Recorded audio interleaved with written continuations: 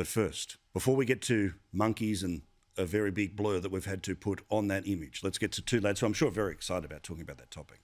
James Morrow, National Political Editor for the Daily Telegraph, outsider as well and fellow cigar connoisseur, and James McGowan, who is top of the ticket for the LNP in Queensland. He is, of course, a senator. Now, lads, before we get to all of that, James, what about this? We have the first person who has been sent to jail for breaking COVID rules. It happens in Western Australia. It's a bloke who was supposed to be isolating at home, but he got tradespeople over. He's been sentenced, how's this, to 7 months in jail. What do you think?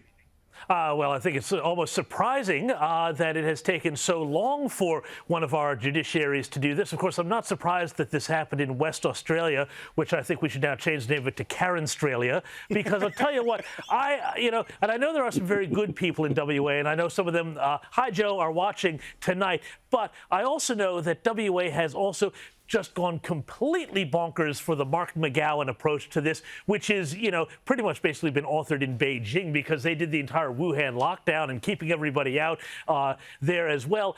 And I'll tell you what, I was looking at the ABC Facebook page before, and the comments on this story were some of the most disturbing things I've ever seen. You had dozens upon dozens of people and then hundreds more liking them all saying, oh, this is great, about time, we should do more of this. Yeah, we need to also throw people in jail for not checking in properly when they go to the cafe. We need to do this, more laws, more jail, more. They love it out there. They absolutely do. And this is the thing that worries me so much more, frankly, than vaccines or anything else. Go out, get the jab, whatever.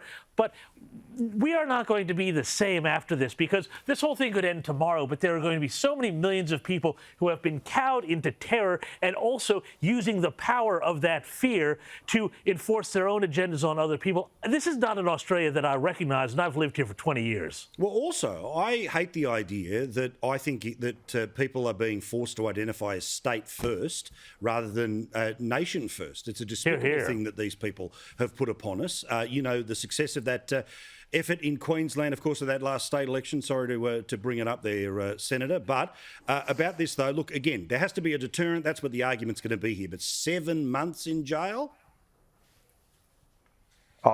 Completely ridiculous, and I'm so opposed to that person being sent to jail. Look, if they're a bit of a goose and went against the rules, well, maybe needs a bit more common sense. But I want to show you something here. I was scurrying around in my office earlier here on the enclosed veranda, and I found this border pass. This is modern Australia, ladies and gentlemen, where I need a bit of paper to cross a border to go from Queensland to see my parents in Glen Innes in New South Wales. So it is completely crazy with these premiers who've just become these little dictators, these little Mussolinis going around goose stepping because they've got real power suddenly. Because when you think about it, premiers actually don't do much. Like they're sort of just, they're sort of middle management, but now they've got serious power and they love it. And they're not going to give up this power. And that's why they're sending plonkers to jail. And that's why we've got these people running Queensland here, God help us, in terms of... And the sad thing is, my party lost the last election because we took a sensible approach about having a common sense approach to borders. But no, they played to the lowest common denominator, and that is fear. Well, and of course, don't forget, there's the absurdity, and I'm going to mention it every night because it is just one of the weird things in a very weird time for Australia right now. No one from the ACT can go basically anywhere in the country, despite the fact that self-governing territory in and of itself, that has senators, that has local members of the federal parliament, yes, a glorified local council, but still, as its assembly, they can't go anywhere because it's geographically in the middle of New South Wales, where, of course, there are no cases around them. Anyway, it's madness. Now, let's talk about our mate Each-Way Albo, and by that I mean, I don't know who's mate. Remember, 41% of Labor supporters think he is the preferred Prime Minister. He's running third, according to the Essential poll, to Scott Morrison as the preferred Prime Minister. But polls are polls. Could be right, could be wrong. Who knows, right?